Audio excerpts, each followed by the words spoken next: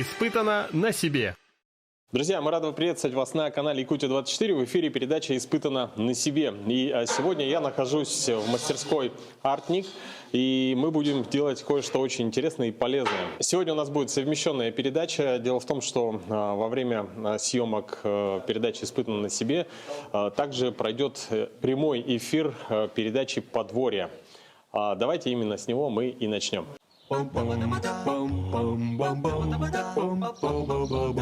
Шапка пошла.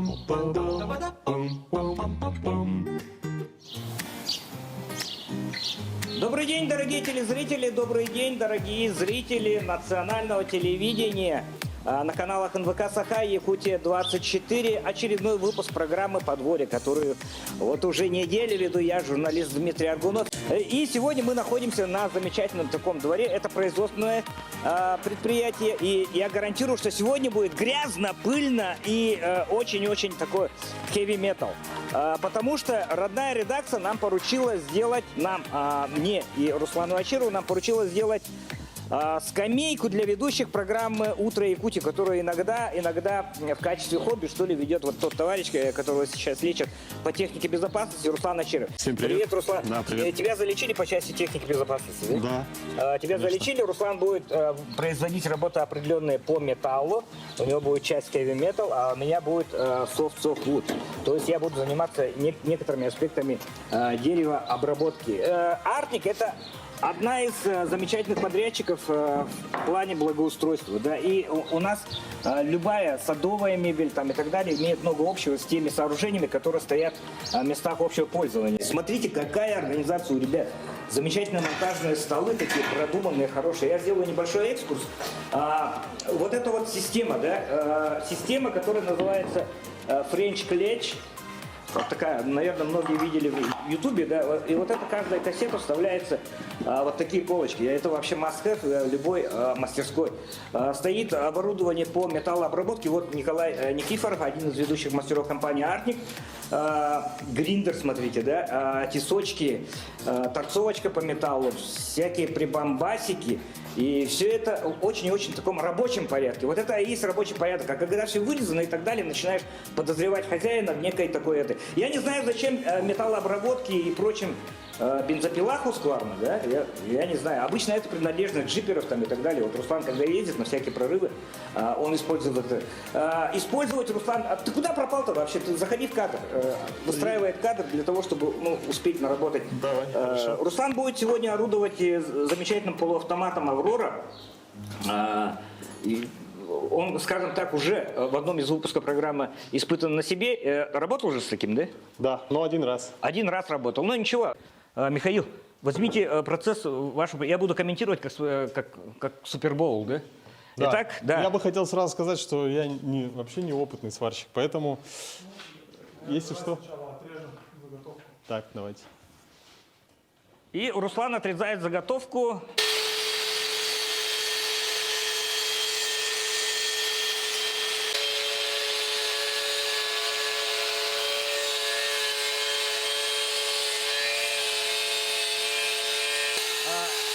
Может, мы пока пройдем, все деревообработки или пока...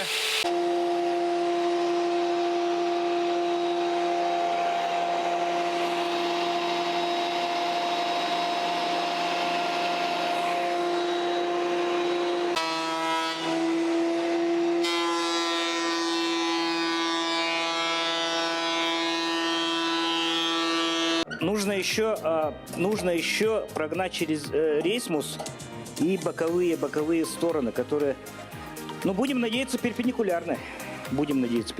Ну, по крайней мере, вот эта сторона, где производился пил, он перпендикулярен. Да. Он перпендикулярен, нужно снять вот сначала закругленную сторону, потом все стороны. Выставили уже под значение, да, хорошо. И это все делается при помощи штангенциркуля. Еще одна операция по деревообработке.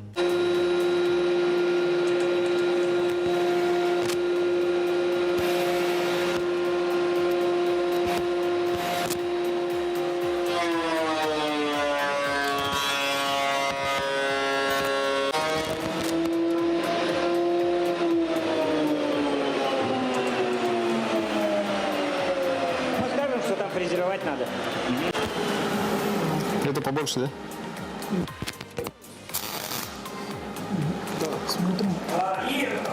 Мы выскочили из цеха деревообработки. Здесь продолжается обучение Руслана премудростям сварки. Я не хочу мешать вот в его камере. Николай Эртюков, руководитель компании «Артник». Еще раз здравствуйте. Сколько заказов вот на общественное пространство вы уже успели сделать за сезон 21 года, получается? За сезон, получается, где мы делали? Верхоянск сделали. О, Нерюнгри. Отправили уже. Нерюнгри у нас в процессе, Томот в процессе, скамейки, урны. Что у нас еще? Алдан на стадии переговоров. Ну, работы хватает. Ну, это же нельзя назвать чистым лофтом, да? Это что-то такое. Не, чистым лофтом это нельзя назвать, потому что А какой стиль? Модерн какой-то, да? мы делаем все. Все. Да, как говорится, Вплоть до классики. согласно технического задания, можем сделать все, что угодно. Упорный парень продолжает делать швы. Ну, потом все вот эти швы зачищаются и так далее. Да, но просто схематически мы соберем сейчас. Еще раз. Да, я сейчас притащу пару планок. Вот этих необработанных, да.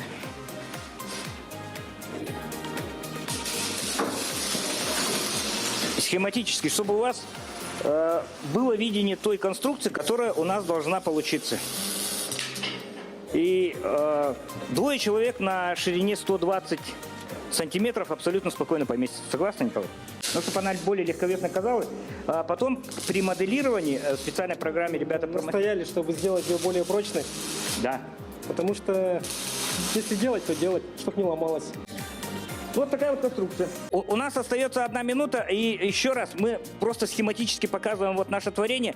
Окончательный вид изделия приобретет в программе у Руслана «Испытан на себе». И мы продолжаем параллельно съемки программы «Испытан на себе». Нормально? Отлично. Да, вышли.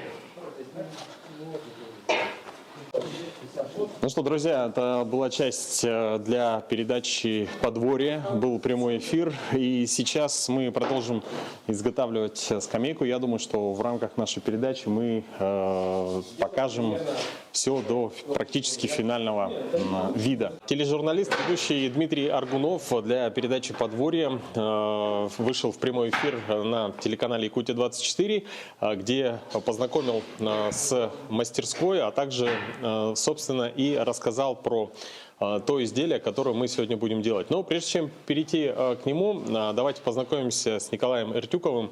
Это хозяин, основатель мастерской «Артник». Николай, привет. Привет. Ну, вкратце расскажи про вашу мастерскую. Ну что рассказывать-то? Работаем, делаем что-то интересное. Вообще вся эта история начиналась довольно-таки интересно, можно сказать, в 2016, наверное. Просто захотелось мне наточить нож, научиться. И вот, получается, я начал ножи точить, первую заточку себе купил, перебрался к себе на балкон, наступили холода. Говорю, давайте с товарищем решили, мастерскую давай откроем. Каждый занимался своим делом, я свои ножи точил, он свои деревяшки, и в итоге вот спустя некоторое время получилось то, что получилось. Теперь уже изготавливаем малые архитектурные формы в основном. Мебель, столярка, слесарка. В общем, делаем интересные вещи. Отлично. То есть из увлечения все переросло уже в более такое серьезное предприятие. Скажи, ну вот самое необычное изделие, которое вы делали на твоей памяти? О, необычных изделий у нас было много, что мы только не делали. Как некоторые люди говорили и говорят в Якутске, говорят, если что-то нужно сделать необычное, это к нам. Кому-то даже автогрипп самодельный делали для съемок агента Мамба. Второй части, да, для Алексея Павлова, там вот, ну, крутящаяся штука какая-то, снимал тоже, актеров делали.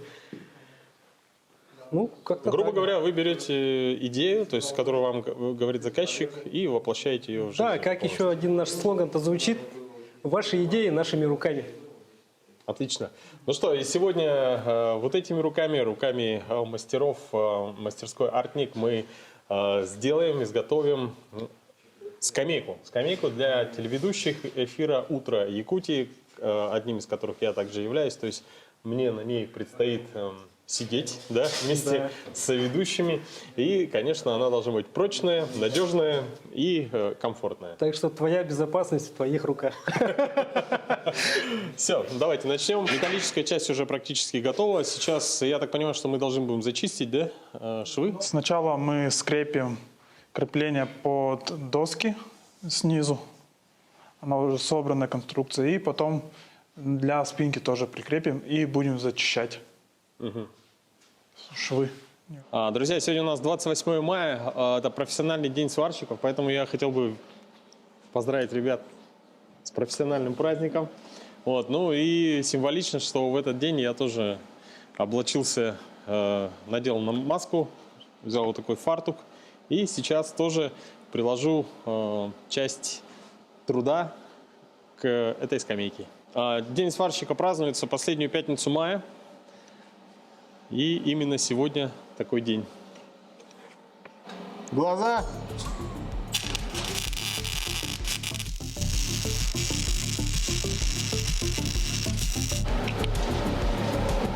О, уже лучше. Третий еще лучше. Да. Это, короче, начальная школа. Средний класс. Средний класс. Высшее образование.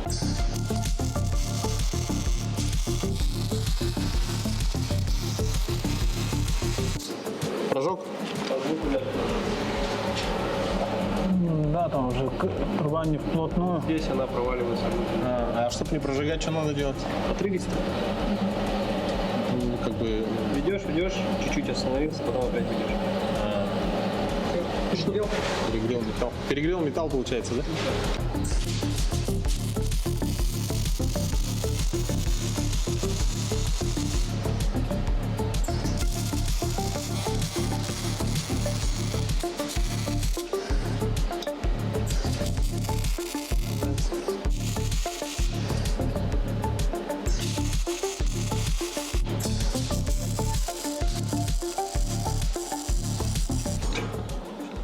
Так, могу ли я, взяв эти кадры, прийти домой и сказать жене: поздравь меня с днем сварщика? Вряд ли, да? Итак, друзья, вот это у нас заготовки, которые будут составлять нижнюю часть и спинку нашей скамейки. И сейчас нам нужно будет отфрезеровать два угла. То есть вот тут один у нас уже готов. Вторую часть мы сейчас будем снимать на фрезерном станке. Там у тебя их много. Да, я знаю. Ага. Итак, ой. Так, фрезер включись.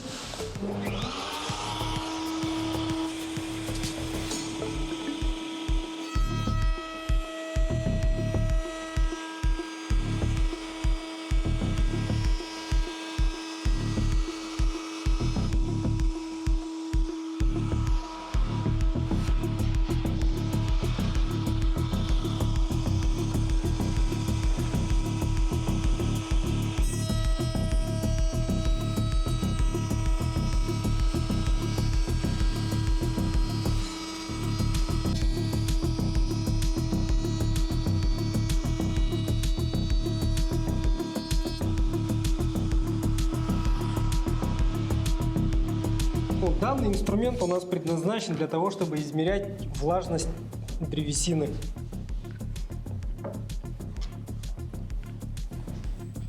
И вот здесь у нас 11,8. 12. Это нормально сказать? Это нормально. Для чего, допустим, ну, используется он? Если, например, слишком влажная Слишком древесина- влажная древесина, она будет давать усадку потом, потому что она ее будет терять и внутри. И при потере влажности у древесины, получается, как бы она сужается, образуется внутреннее напряжение, ее может повести, трещины образовываться. Мгм. Вот это- И чтобы этого избежать, надо использовать сушеную древесину. Мгм. Вот этот показатель это нормальная высушенная древесина, да? Да, она у нас получается атмосферной сушки, естественной. Лежала на улице с прошлого года у нас она, да? Лежит. Мы недавно же делали этот стол из дерева суар. с Индонезии. Мгм. Получается, ее привезли, слэп, транспортный лак сняли. Сутки она отлежала, и мы ее проверили. Там было 80% влажности. И она сразу у нас трещину дала, очень хорошую. Пришлось потом эпоксидкой заливать. То есть очень, очень влажное дерево. Да, из сырого леса, когда делаешь, ну даже щиты клеишь, да, оно со временем может дать там усадку в пару сантиметров. Мгм. Поэтому желательно использовать древесину камерной сушки. Друзья, хотелось бы отметить, что мастерская Артник достаточно хорошо оснащена, поэтому я думаю, можно сейчас даже Николая попросить провести такую небольшую экскурсию. Вот, например, Это у нас импульсный шуруповерт. вот. В простонародье можно сказать, это почти как гайковерт. Он может, не давая усилия на руку твою, закрутить очень хороший саморез, глухарь. Давай что-нибудь попробуем закрутить. Так, тут прям серьезные саморезы принесли. Не, давай сначала обычные Обычно, саморезы да? попробуем, Давай.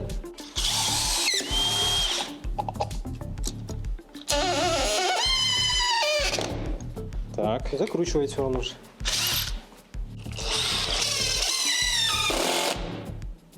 Дави дальше, дави дальше. Дальше? Да. То есть он подключается при определенной нагрузке Да. и помогает еще. И вот теперь вот. Вот эти? Это, наверное, двумя руками, да, лучше? Да. Все глухая. Попробуй.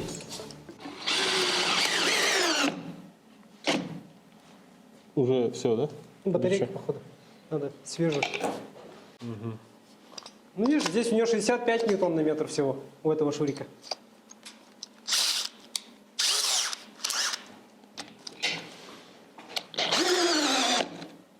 То есть, он Все, уже не это может. защита срабатывает. Так, а теперь вот этим Разница в цене между ними какая? небольшая есть. Вот это получается с кейсом с двумя аккумуляторами. В прошлом году стоило где-то в районе 15, а эта тушка только чуть больше 10. Так, что, поехали.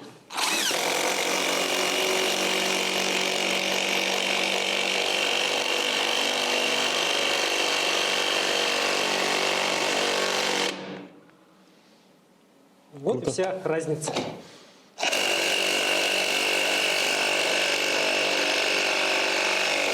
А вообще, как вы подбираете инструменты, допустим, делаете, смотрите обзоры или кто-то советует? Или есть... Раньше очень прям нежно-трепетно к этому вопросу подходили, прям изучали все форумы, читали все недостатки, что люди пишут, да, как бы прям наименование до последнего литера, все знаю, что это означает. А с прошлого года, вот когда шуруповерты выбирали, выбирали по весу. По весу? Да, и по тому, как оно лежит в руке. Потому что когда целый день работаешь с инструментом и тащишь его с собой везде, это тоже немаловажный фактор, чтобы было удобно, приятно работать. Ну, я так понимаю, что выбор вы остановили на шуруповертах Девальт, да, именно этой фирмы? Ну, решили вот попробовать, как говорится, у нас и Вольта есть, Makita, Bosch, как бы вот эти все именитые бренды используем, сравниваем. Именно... Milwaukee пока только расходники используем. Но, да, типа биты, вот как раз вот милковская здесь. Но, думаю, нынче уже купим что-нибудь, проверим, сравним. Но могу сказать одно, да, в Якутске на данном этапе, на данный момент, тот DeWalt как бы представлена фирма, ее продают, но сервиса нету. То есть даже ту же щетку на болгарку, это надо заказывать с Москвы. А Bosch, Makita у нас уже как бы давно присутствует, поэтому с практической точки зрения Это тоже надо это учитывать. лучше, да, потому что инструмент остановился, работа остановилась, и чтобы продолжать работать, это чтобы расходники были здесь. В этом плане Milwaukee, Bosch и Makita, они получше будут. Вот получается, вот закрутили, да? Ага. Вот смотри, на первой скорости, Это да? первая скорость, ага. Она идет, вот, остановилась, а потом начинает, чтоб не перетянуть, короче. Ну, то есть ты и уровень регулируешь? Да. Ну, видишь, она на коротких, по идее, работает. На длинном она, вот, видишь, остановилась. Когда маленький саморез у тебя идет, да? Ты закрутил, и чтоб у тебя ее не перетянуть, не утопить, как в данном случае, вот. Она останавливается и начинает накручивать ее потихонечку. Вот. Четко. Так, сейчас я... Это мы только шуруповерт посмотрели. Так, это у нас уже получается сварочный цех, слесарка наша. Здесь у нас предоставлены такие аппараты, как Аврора Про. Полуавтоматами в цеху в основном используем. На выездах чисто ручная дуговая сварка у нас. У нас куча сварочных аппаратов. Это у нас монтажная пила бошевская. Диск получается с твердосплавными напайками. Да, используем обычно для резки под углом профильной трубы, где требуется точность. Металл не перегревает и чистый рез у нее, то есть заусенцы не остаются после этого реза. Ну, для ускорения процесса у нас. Также у нас здесь ленточно-шлифовальный станок, в простонародье гриндер.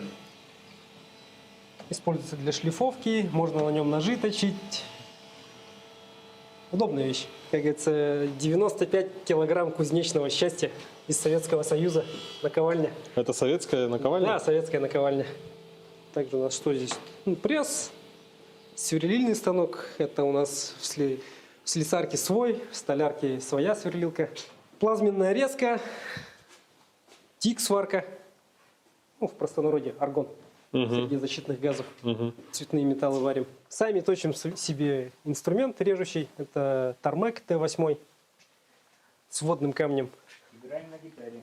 Да, играем на гитаре. Это у нас молчаливое напоминание о технике безопасности. Это вы делали, да, сами? Да. Вот такие часы, сделанные из циркулярного диска. Окрашены краской. Торцовка наша фирмы Bosch. Очень хорошая, удобная. Да, кстати, да. Топовая модель. Ты покажи, в чем ее преимущество. Ну, преимущество что? Вот система вот эта, ее можно прижать к стене. Получается, у нее нет направляющих, поэтому пространство мы на этом экономим. То есть, получается, когда работаете, то вот эта часть ходит вот с помощью такого рычага. Ширину какую берет, Коля? Здесь она берет 35, по-моему, да, в районе стальки было. ЧПУшка размерами рабочее поле 90 на 60. Маленький, но используем для определенных целей. У нас ленточная пила. Друзья, я тут заметил, что вот Николай между делом иногда подходит и вот на таком балансире балансирует. Сложно, нет? Ты тренируешься или? Да, прокачиваем вестибулярный аппарат. Да, кстати, У нас здесь ребята по 6-10 минут стоят, еще и гантелями да? работают на балансире. А это у нас прототип стоит. Получается, делаем для города Нерюнгри.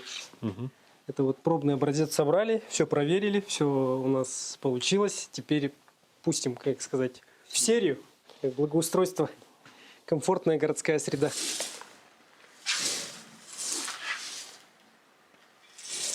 Ага, хорошо. Практически осталось немного до финального вида скамейки. Сейчас мы зачистим швы. Нужно сделать финишную обработку и сточить эти швы.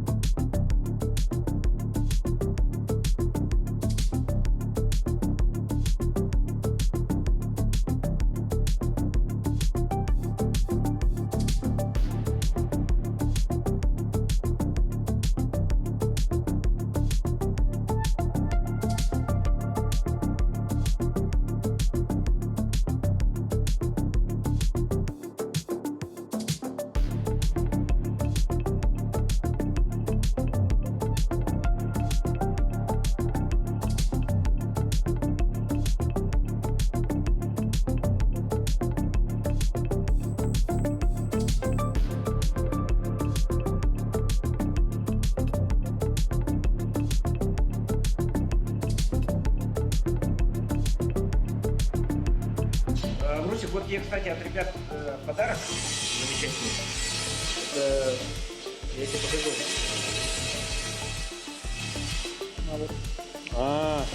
Подставка. Да. Ты видишь сам себя. Можешь телефон поставить так. И комфортно рассматривать на YouTube-канале видео с своим участием. В данном случае программа по дверу, которая идет. Ну, на самом деле, очень суперски приятно, когда то, что было у тебя в голове и выходило из-под твоей руки в виде там, бумажного наброска, да, прошло серьезное моделирование, расчеты прочности и воплощается в конкретную такую вполне себе очень симпатичную, ну и не назвать это скамейкой, это, можно сказать, очень хардкорный диван, возможно, да, жесткий диван. Но я бы сказал, привокзальной там скамейкой, там площадной скамейкой и так далее я бы не назвал, потому что, ну, реально, если это будет стоять на нашей уличной студии, то это замечательно просто будет, я думаю, выглядеть. Обработка будет металл под графит, и цвет лиственницы останется практически без изменений под тиковым маслом. Это защитит от атмосферных воздействий, но сохранит всю вот эту вот прекрасную текстуру нашей якутской лиственницы. Хотелось бы отметить, что эта скамейка, этот проект, он будет не только в этой передаче, да, то есть испытан на себе, но и в прямом смысле этого слова я буду испытывать его на себе каждое утро во время прямого эфира передачи «Утро Якутии». Студия на крыше имеет свои особенности. Скамейка должна была быть атмосфероустойчивой, то есть пропитана всеми теми защитными веществами, которые предохраняют от корабления, от накопления излишней влаги. И самое главное, чтобы она была устойчивой, комфортной. И наши ведущие, Руслан Ачиров и девочки, они, ну, как бы не чувствовали абсолютно никакого дискомфорта. Ну, в целом, я согласен с Николаем Мертюковым, что дизайн, ну, подсмотренный очень из многих источников и в конечном итоге получивший конкретное воплощение в студии Артник, получился вполне таки себе удачным. В принципе, можно было здесь делать какие-то скрытые элементы, но в нашем случае мы не будем заморачиваться и детали крепления оставим открытыми. Просто здесь, если можно было с задней стороны вертыш гайки приспособить и болтом притягивать так, в принципе, можно было сделать такой же. И изделие приняло бы совершенно другой вид. Но поскольку мы требуем хардкора, надежности и так далее, мебельный болт это будет нормально так. И еще раз, почему я набираюсь такой наглости, потому что я все-таки, ну, практикующий мебельщик тоже. И очень прикольно то, что в уровень все утоплено, все рассчитано на то, что все упорные элементы, они рассчитаны под толщину вот конкретно вот этих планок. И здесь и металл, и дерево получается, ну, на одном уровне. Из плюсов еще что, если посмотреть сбоку, вот профиль вот этой вот скамейки, он достаточно такой стремительный, как бы, если это применительно вообще к скамейке, стремиться вперед. Стремиться вперед, ну, некая стрелообразная конструкция, и она каким-то образом парящая. То есть нет элементов, которые лишний раз нагружают. А я думаю, что с нашей такой вот конструкцией, которая стоит на крыше, это будет выглядеть вообще огоньски. Бомбически просто выглядеть. Самое главное, чтобы вам, ребята, удобно было вставать и садиться на них. Вот. Сейчас операции будут такие. Сверлом, значит, 9 миллиметров. При фиксированных, вот, то есть каждая планка замирает в свое место. Нужно будет просверливаться, размечать дырки и уходить даже сквозь металл.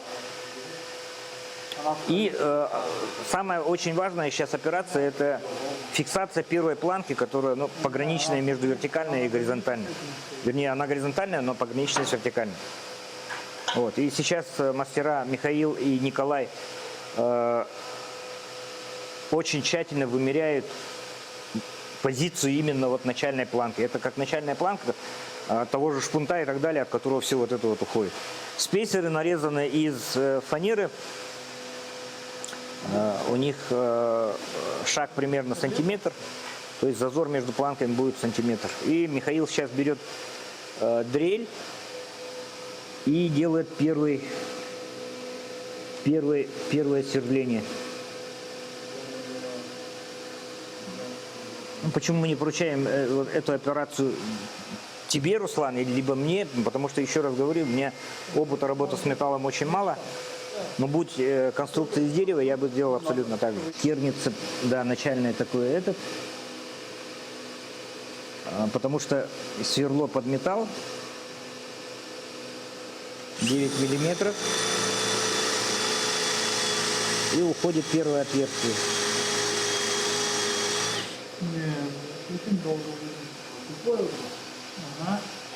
Может, не-не-не. Николай, предлагаю сделать такие вот, забрать все планки, да, и на сверлильнике пройти все отверстия.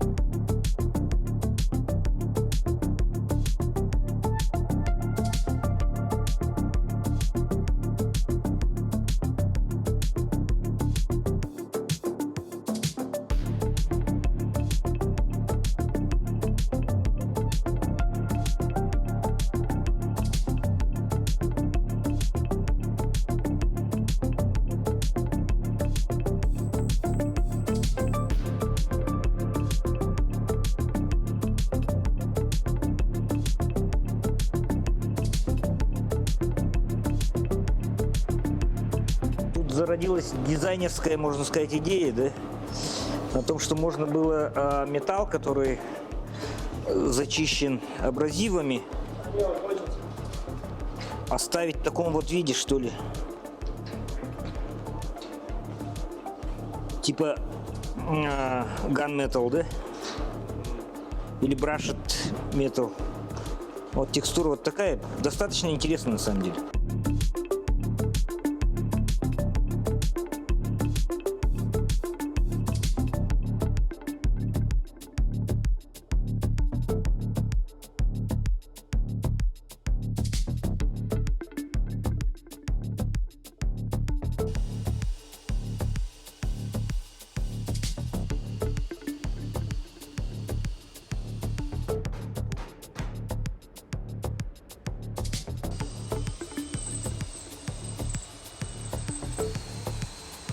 Да, скамейка будет называться «Буревестник». А, у скамейки есть название? Да, она будет называться «Буревестник», потому что да, это же авторская моя скамейка получилась. Шучу, на самом деле. Ну, просто мы нарисовали, вот, Николай был свидетелем, мы сидели, рисовали, делали круглые, делали такие... Да. Ну, короче, потом общий мозговой штурм выяснил, что это оптимальное решение. Она достаточно парящая, как бы производит иллюзию того, что, ну, нет четырех ножек, понимаете?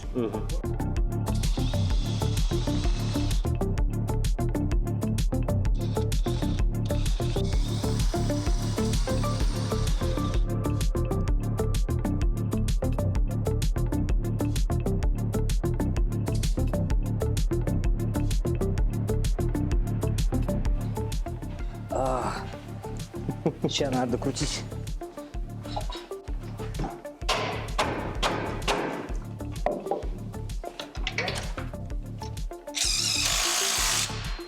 Есть.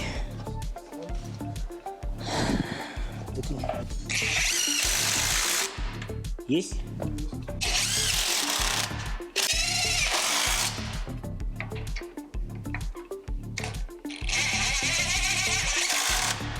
Друзья, ну что, проект «Скамейка Буревестник».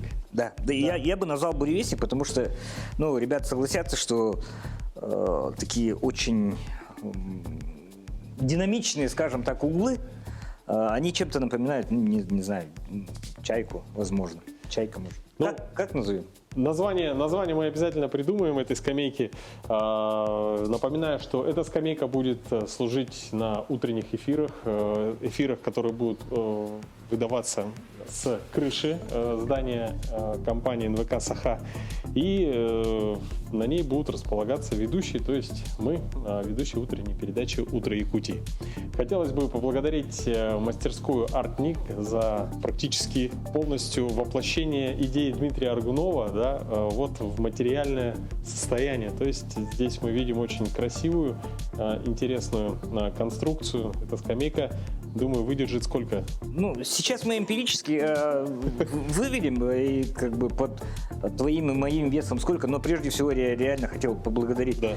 ребят Михаила и Николая за более чем оперативное там в течение суток фактически реализацию вот этой вот идеи скамейки. На самом деле идея изготовления этой скамейки подпадает и под философию передачи Руслана, которая называется «Испытан на себе». Он сегодня на себе испытал работу с металлом, разметку, работу с деревом, сборку, зачистку и, ну, я даже предложил какие-то определенные усилия, служа то оператором, то в каких-то мелких операциях. Ну, мы менялись местами. Менялись местами, да. Ну что, ребят, давайте, наступает тот самый момент, когда... Я думаю, ребята должны первыми протестировать. Да, я думаю, да, мастера. пожалуйста. Сегодня, поскольку день сварщика и два мастера замечательной компании Артник, которые, ну, очень многие общественное пространство обставили. А теперь мы попробуем сесть. Вот сколько вы,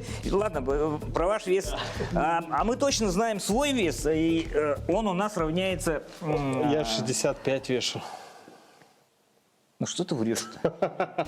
92 сегодня. 92 и Сегодня 72, это примерно 165, да? 165 килограмм располагается себе вполне комфортно, можно даже откинуться вот так вот, да? Ну, 165 килограммов выдерживает идеально, потому что, еще раз говорю, просчитана конструкция на максимальные, скажем так, нагрузки. Идея, конечно, была там... Мне сделать- кажется, 4 человека спокойно могут сидеть здесь. По весовой нагрузке, да, по ширине все-таки это у нас Ну да. студия же достаточно компактная. Ну, Самое главное, мне нравится то, что в отличие от студийных диванов, хотя, кстати, новые диваны, которые были сделаны, у них они чуть повыше от пола, а здесь прямо очень комфортно, то есть на самой первой модели диванов я сидел обычно у него. Там были убраны ножки длиной 10 сантиметров, поэтому ты сидел вот так, вот в таком вот виде, да? Ну не прям такого, ну почти. Прямо, коленки. А здесь очень комфортно. Я уже представляю, что мы сидим на крыше, свежий воздух, Да. восход утра и, конечно же, наши телезрители, с которыми мы будем общаться и, конечно, рассказывать интересные новости. И Я бы эти- хотел сказать, что углы очень комфортные. Углы комфортные. Огромное спасибо. Как зовут парня, который смоделировал? Илья же, да? Илья смоделировал вот эти вот все безопасные углы, сопряжение. Это на самом деле в мебельном деле очень-очень важная вещь. То есть вот ты встаешь, ты не чувствуешь такой... была бы чуть-чуть угол вот так вот, да? То есть ты проваливался бы, да? Вставать было бы гораздо... Очень комфортно. Да, это как с седана вставать было бы, да? А сейчас мы практически такая табуретная. Но если смотреть сбоку, нет никакого абсолютной вот такой вот плоскости. Есть такие динамичные острые углы. Мне нравится. Да. Что осталось сделать по ней? Осталось Покраска, ее, да, мы определимся сейчас. Я вот думаю, если вот металл оставить металлом, таким gun-metal, да, или brushed metal, а дерево оставить деревом. То есть покрыть тиковым маслом или лаком просто, да? Нет, ну я сейчас на нее смотрю, да, то есть она очень уже Как бы закончено. финальная Да, модель. я поэтому и говорю, может дошлифовать деревянные поверхности, да, остаются. И есть такой замечательный финишный материал, называется тиковое дерево. Обычно садовая мебель, она кроется тиковым маслом, да, тиковым маслом. Это, конечно, будет имитация, но ощущения будут такие шелковые. То есть очень приятно будет трогать, занос не будет оставаться там и так далее. Ну что, хотелось пожелать твоей передаче, поздравления передачи в связи с реализацией еще одного такого утилитарного проекта. Ты не только там... С помощью одной передачи «Испытан на себе» мы показали процесс изготовления скамейки для передачи «Утро Якутии», и в этом непосредственный вклад огромный внесла передача «Подворье». Да, мне очень нравится. Дай-ка я сфотографирую тебя, вот будущего хозяина, сидящего замечательно, вот так вот, и еще вот так вот. Да, Прямо. Здесь в фотошопе ждун. Ждем эфир с нетерпением. Ну что, друзья, и на этой замечательной ноте хотелось бы еще раз поблагодарить мастерскую Art-Ник за содействие, за гостеприимство, за мастерство. Ну и, конечно, призвать вас смотреть утренние эфиры, смотреть передачу «Подворье», передачу «Испытано на себе». Для вас мы стараемся всегда готовить все самое интересное. Ну и, конечно, до новых встреч. Пока.